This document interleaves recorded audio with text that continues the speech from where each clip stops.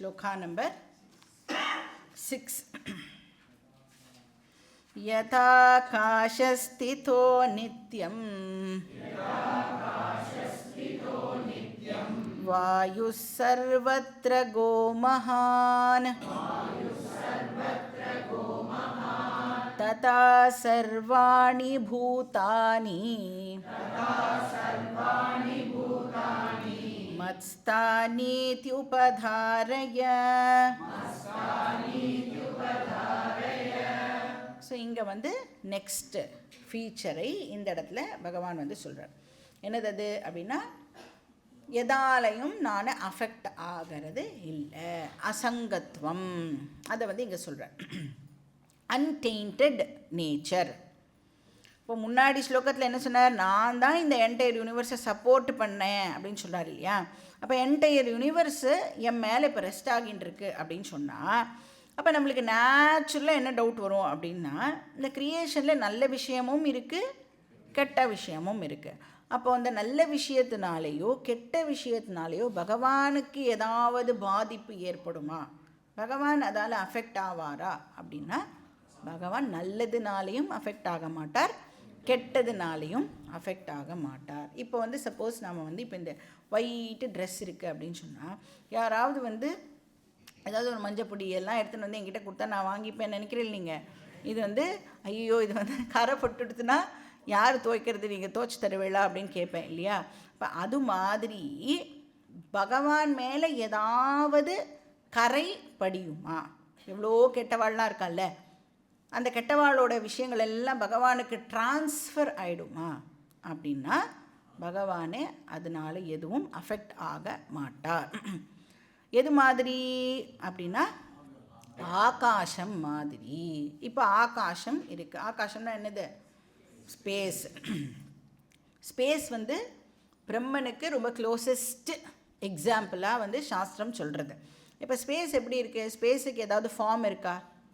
ஏதாவது ஒரு பர்டிகுலர் ரூபம் கொடுக்க முடியுமா? ஆகாசத்துக்குன்னா ரூபம் எதுவும் கொடுக்க முடியாது. சரி, ஸ்பேஸ் எங்கெல்லாம் இருக்குது? ஸ்பேஸும் ஆல் பர்வேடிங். அப்போ பிரம்மனும் ஆல் பர்வேடிங். ஸ்பேஸ் இப்போ என்ன பண்ணின்னு இருக்கு? என்ன பண்ணின்னு இருக்கு? சும்மா இருக்கு இல்லை, எல்லாத்தையும் அகாமடேட் பண்ணின்னு இருக்கு. என்னெல்லாம் இப்போ இந்த உலகத்தில் இருக்கோ அது எல்லாத்தையும் எது வந்து இப்போ தாங்கின்னு இருக்கு அப்படின்னா, ஸ்பேஸ் தான் அது எல்லாத்தையும் அகாமடேட் பண்ணுறது. அந்த ஸ்பேஸையே எது அகாமடேட் பண்ணுறது அப்படின்னா, பிரம்மன் வந்து அகாமடேட் பண்ணுறது. இப்போ ஸ்பேஸில் இப்போ வந்து விளக்கேற்றுறோம் அப்படின்னு வச்சுக்கோங்களேன். அப்போ ஸ்பேஸில் வந்து ஃபயர் இருக்குது. அந்த ஃபயர் ஸ்பேஸை அஃபெக்ட் பண்ணுமா? ஸ்பேஸுக்கு சுடுமா அப்படின்னா, ஸ்பேஸை எதனாலையும் அஃபெக்ட் பண்ண முடியாது. ஸ்பேஸை எங்கேயாவது நம்மளால் கட்டெல்லாம் பண்ணி பீஸாக ஆக்க முடியுமா? ஆகாசத்தை அப்படின்னா பண்ண முடியாது. சரி, எரிக்க முடியாது. ஜலத்தினால் நனைக்க முடியுமா? ஸ்பேஸ்லேருந்து வந்த எதை எடுத்துட்டாலும், ஸ்பேஸ்லேருந்து என்ன வந்தது? வாயு, அக்னி, ஜலம், பிருத்திவி. இந்த 4னாலையும் ஸ்பேஸை ஒன்றுமே பண்ண முடியாது.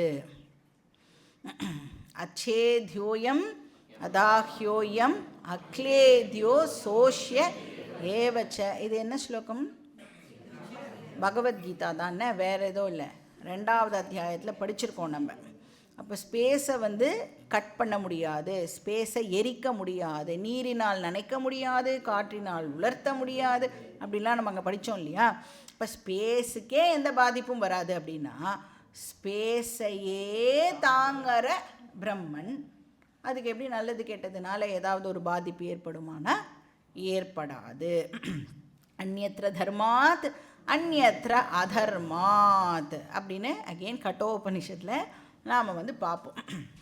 அப்போ வேர்ல்டில் இருக்கிற குட்னஸோ வேர்ல்டில் இருக்கிற பேட்னஸோ ஈஸ்வராவை அஃபெக்டு பண்ணாது. ஈஸ்வரா அது எதோடையும் வந்து தன்னை அசோசியேட் பண்ணிக்கிறது இல்லை. இப்போ ஜென்ரலாக வந்து பகவான் வந்து குட்டா பேடா அப்படின்னா என்ன பதில் சொல்லுவோம்? நம்ம குட்டுன்னு தானே சொல்லுவோம்.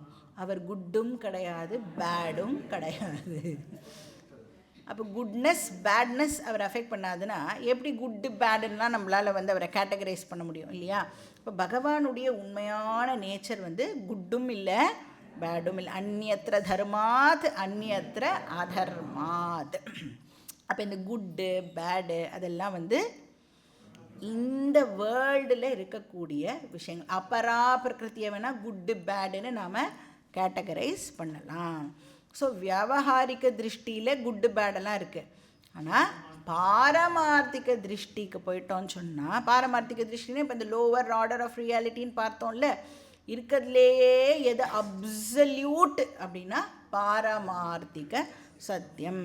அதை வந்து நம்ம குட்டு பேடு அப்படின்லாம் வந்து பிரிக்க முடியாது. அந்த பேர்ஸ் ஆஃப் ஆப்போசிட்ஸ்லாம் இருக்குல்ல, இரவு பகல், லாபம் நஷ்டம், அது எதுவும் பாரமார்த்திக சத்தியத்துக்கு கிடையாது. அதாவது பகவானுடைய பராப்பிரகிருதி நேச்சர் இருக்கே, அதை வந்து நம்மளால் இந்த மாதிரி இந்த ரெண்டாலாம் வந்து அதை கேட்டகரைஸ் பண்ண முடியாது. ஏன்னா அது அத்விதீயம், அது ஏகம். ஸோ துவந்த்வாதீதம் ககன சதிருஷம். அப்போ பகவான் வந்து இங்கே ஆகாஷம் எக்ஸாம்பிளை கொடுக்குறார். வாயு ஆகாஷ ஸ்திதா.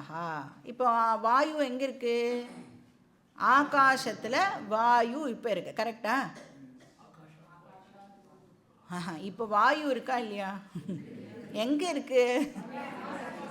ஆகாசத்தில் வாயு இப்போ இருக்குது. இப்போது இந்த வாயு இருக்கே, அது வந்து என்ன சொல்லுவோம், சுகந்த வாசனை, இல்லைனா வந்து ஒரு துர்வாசனா அப்படிலாம் சொல்கிறோம்ல, அந்த மாதிரிலாம் வந்து வாயுவை நம்ம கேட்டகரைஸ் பண்ணலாம். ஃப்ரேக்ரன்ஸ் இருக்குது, இல்லை ஒரு கெட்ட ஸ்மெல்லு வருது அப்படின்னு. அந்த வாயு இப்போது ஆகாசத்தில் இருக்கே, அந்த வாயு ஆகாசத்தை அஃபெக்ட் பண்ணுமா? இப்போ இங்கே வந்து ஒரு நல்ல ஸ்மெல் வருது அப்படின்னா ஆகாசம் அந்த ஸ்மெல்லை எடுத்துக்குமான்னா ஆகாசம் ஸ்மெல்லோட அசோசியேட் ஆகவே ஆகாது. ஸோ சர்வத்ரக வாயு. ஸோ வாயு எப்படி இருக்கான்? சர்வத்ரக, எல்லா இடத்துலையும் அது வந்து மூவ் ஆகிண்டே இருக்குது, போயிட்டே இருக்கிறது தானே. வாயு என்ன பண்ணும்? ந நிலையத்தி அப்படின்னு பார்த்தோம் இல்லையா? வாயு ஒரு இடத்துல நிற்காது, அது மாட்டுக்கு போயிட்டே இருக்கும். ஸோ அப்படி எல்லா இடத்துலையும் வாயு வந்து ஓடிண்டே இருந்தாலும் அதனுடைய குணம் ஆகாசத்தை அஃபெக்ட் பண்ணுமானா அஃபெக்ட் பண்ணாது. ஸோ மகான் சொன்னால் ரொம்ப வாஸ்ட் ஏரியாவை வந்து வாயு கவர் பண்ணுறது அப்படின்னு அர்த்தம். எல்லா இடத்துக்கும் அது வந்து சஞ்சாரம் பண்ணிட்டு போயின்னு இருக்கு. அப்படிப்பட்ட வாயுவை ஆகாசம் தனக்குள்ளே அகாமடேட் பண்ணிட்டு இருந்தாலும் கூட ஆகாசம் அசங்கஹா, அது வந்து வாயுவோட தன்னை அசோசியேட் பண்ணிக்கிறது இல்லை.